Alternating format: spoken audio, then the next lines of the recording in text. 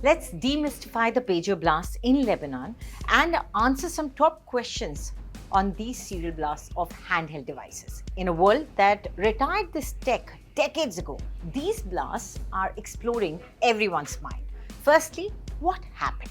Well, the answer is that on Tuesday afternoon around 3:30 p.m. local time in Lebanon, a series of handheld communication devices used to receive radio signals as text messages began exploding.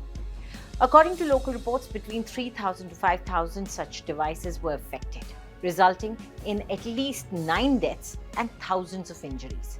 Among the victims were Hezbollah fighters and Iran's envoy to Beirut, Iranian ambassador, who lost one eye and severely injured the other when his pager exploded.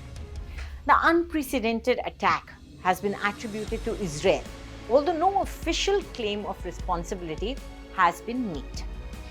Now, the second question is, was it a mass cyber attack by Israel? Well, the answer is most likely no. Experts believe it's highly unlikely that pagers could be remotely hacked and turned into explosive devices. The more acceptable theory is that Israel exploited vulnerabilities in the global supply chain through which Hezbollah procured these devices. Attackers likely gained physical access to the pagers, planting explosive materials or devices in them. So cyber hacking wasn't involved. So if you are worried that your smartphone could be turned into a bomb by a foreign agency one day, that day is not here yet. Pagers affected were electronic devices, not digital ones. So that brings us to this question.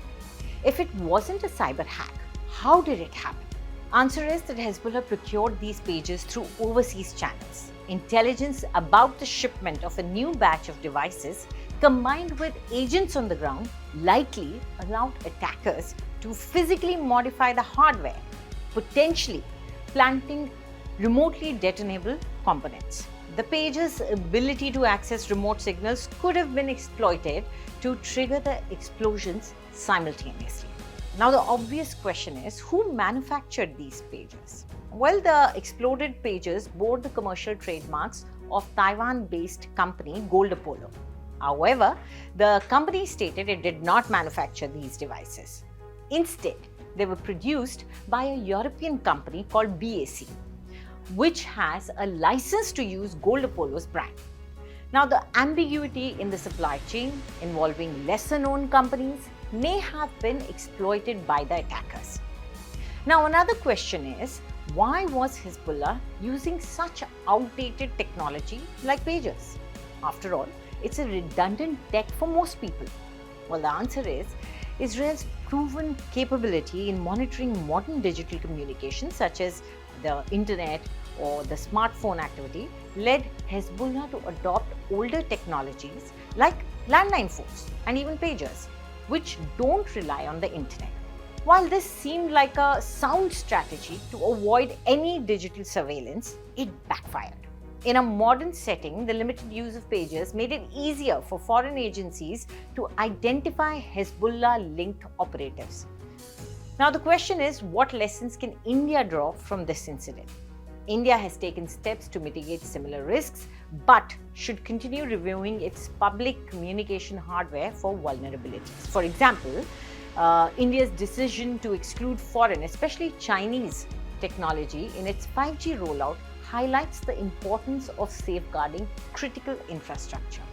As the External Affairs Minister S. Jaishankar noted earlier this month, while developing an indigenous 5G stack may appear costly upfront, the long-term security benefits are completely invaluable. The use of foreign supplied devices, such as CCTV cameras from China-linked supply chains, could still pose future security concerns though.